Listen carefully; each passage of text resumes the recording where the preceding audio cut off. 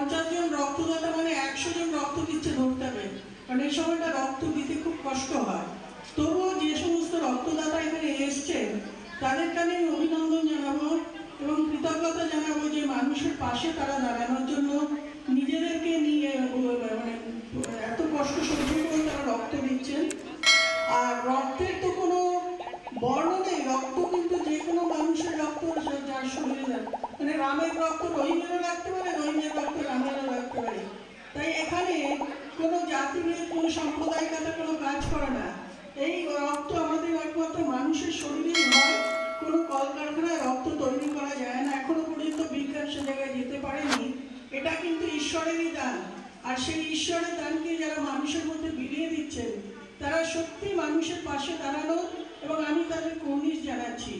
टीटागढ़ महिला तृणमूल कांग्रेस की सभा नेत्री है, तो मैं ये समझता हूँ कि समा परवीन जी अब तक टीटागढ़ की सबसे लंबे समय से महिला तृणमूल कांग्रेस की सभा नेत्री रही है।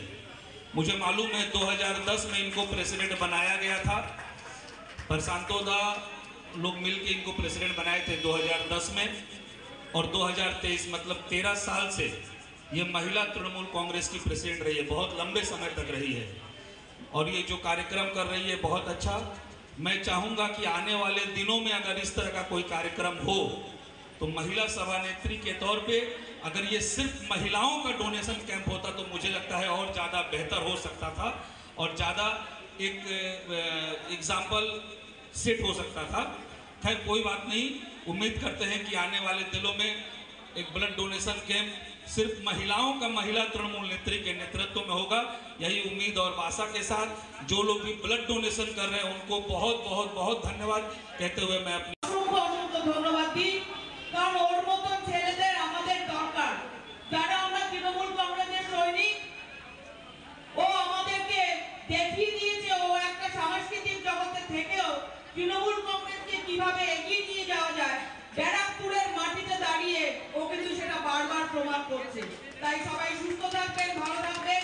रूपकार कहते हैं तो राज चक्रवर्ती जी जो प्रकल्प और जो प्लानिंग कर डायरेक्ट पूरा टीटागढ़ का डेवलपमेंट कर रहे हैं, आने वाला जनरेशन बैरकपुर टीटागढ़ का रूप राज चक्रवर्ती को याद रखेंगे, क्योंकि जिस तरह से ये डेवलप कर रहे हैं, बैरकपुर का सम्मान पश्चिम बंगाल में बढ़ा रहे हैं, आने वाला जनरेशन उनका ये हमेशा खड़ा रहेंगे, उनको हमेशा याद रखेंगे। मैं राज चक्रवर्ती जी से यही कहूंगा कि बहुत दिनों के बाद टीटागढ़ बैरकपुर को एक ऐसा विधायक मिला है जो हर कोई समस्या को लेकर डायरेक्ट सीएम को फोन कर सकता है। ये टीटागढ़ बैरकपुर के लोगों के लिए सौभाग्य का बात है कि समझ लीजिए सरासर सीएम का प्रतिनिधि आपको मिला है, और यही वजह है कि बहुत डेवलपमेंट का विकास का हम लोग को उम्मीद है, और उम्मीद हम लोगों का पूरा हो रहा है, आने वाले दिन में और पूरा होगा, यही हम लोग उम्मीद रखते हैं। साथ ही कमलेश भाई टीटागढ़ पौरसभा के चेयरमैन, वाइस चेयरमैन, समस्त कांग्रेस का सेक्रेटरी भी लोगों के पास खड़ा करता है।